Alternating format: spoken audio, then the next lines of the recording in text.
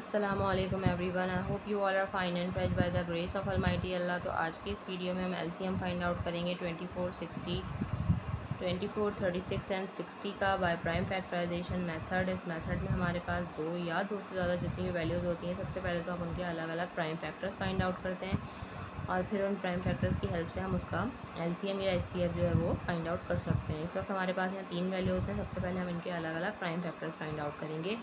किसी भी वैल्यू के प्राइम फैक्टर किस तरह फाइंड आउट करते हैं कि उस वैल्यू को हमें कम्प्लीटली डिवाइड करना होता है जब तक कि हमारे पास 1 ना आ जाए, और डिवाइड भी हमें सिर्फ और सिर्फ प्राइम नंबर से करना होता है। अब बात आती है कि प्राइम नंबर्स कौन से नंबर्स होते हैं। प्राइम नंबर्स वो नंबर्स होते हैं जो सिर्फ और सिर्फ दो ही टेबल्स में आते हैं, किसी तीसरे टेबल में नहीं आते, सिर्फ और सिर्फ अपने और 1 के टेबल में आते हैं। यहाँ मैं आपको कुछ प्राइम नंबर्स की एग्जांपल्स दे रही हूँ, जैसे कि 2, 3, 5, 7 और ये इसी तरह कंटिन्यू रहते हैं।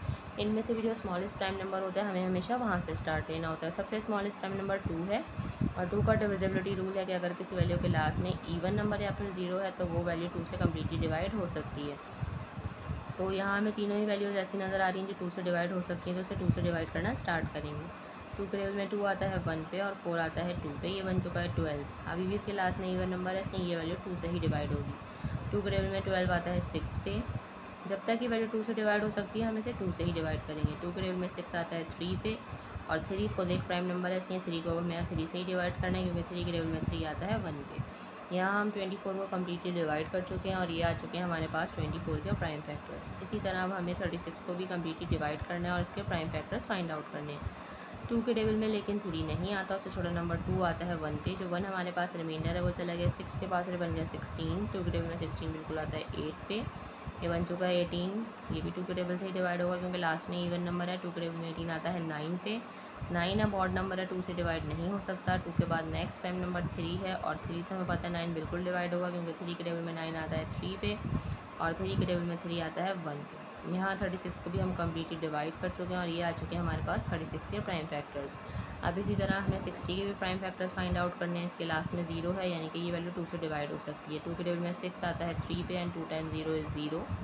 2 के टेबल में 3 नहीं आता है, उससे छोटा नंबर 2 आता है 1 पे। जो 1 हमारे पास रिमाइंडर है वो चला गया 0 के पास और बन गया 10। 2 के टेबल में 10 बिल्कुल आता है 5 पे, ये बन चुका है 15।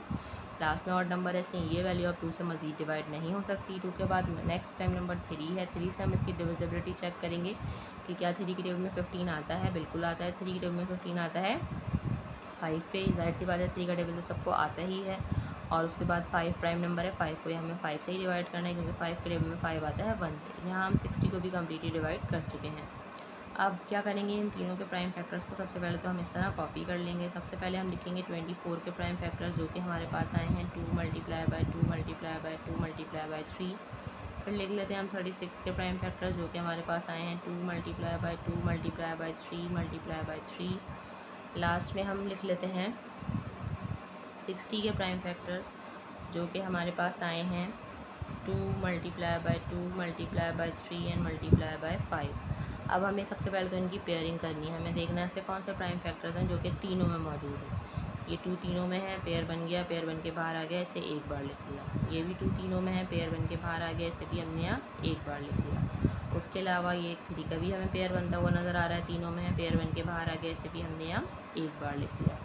अब हमें और मज़ीद कोई पेयर बनता हुआ नज़र नहीं आ रहा। हम 2 में भी पेयरिंग कर सकते थे, लेकिन 2 में भी हमें कोई पेयरिंग जो है वो होती हुई नज़र नहीं आ रही। अब हमारे पास ऐसे फैक्टर्स रह गए हैं जो कि तीनों डिफरेंट हैं, तो लास्ट में जिनकी कोई पेयरिंग नहीं हो रही है, रिमेनिंग फैक्टर्स रह गए हैं, उनको भी हमने यहाँ कॉपी कर लेना है, जिनमें है 2, 3 और 5। अब एलसीएम के लिए हमें इन सबको कर देना है मल्टीप्लाई। तो चलिए जल्दी से मल्टीप्लाई करते हैं और फाइंड आउट करते हैं लीस्ट कॉमन मल्टीपल, यानी कि एलसीएम 24, 36 एंड 60 का। 2 time 2 is 4, 4 time 3 is 12, 12 time 2 is 24। 24 को हमें मल्टीप्लाई करना है यहाँ 3 से, वो हम यहाँ रफक में कर लेते हैं। 24 को जब हम 3 से मल्टीप्लाई करेंगे तो देखते हैं क्या आंसर आता है हमारे पास। 3 टाइम 4 इज़ 12 का 2 1 कैरी, 3 टाइम 2 इज़ 6 प्लस 1 7 आ गया, और 7 72 बन गया, और इससे हमें मल्टीप्लाई करना है एक बार 5 से। 5 टाइम 2 इज़ 10 का 0 1 carry, 5 time 7 is 35 plus 1 36। Means हमारे पास यहाँ लीस्ट कॉमन मल्टीपल जो है वो आ चुका है, और वो है 360।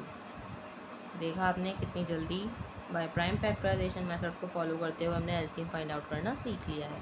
आई होप ये वीडियो आपको अच्छे से समझ आई है। अगर ये वीडियो आपको पसंद आई तो इसे लाइक और शेयर ज़रूर करें और मेरे चैनल को भी सब्सक्राइब करें। इंशाल्लाह बहुत जल्द मिलती हूँ आपसे अपनी नेक्स्ट वीडियो में। अपना बहुत ख्याल रखिएगा। अल्लाह हाफिज़।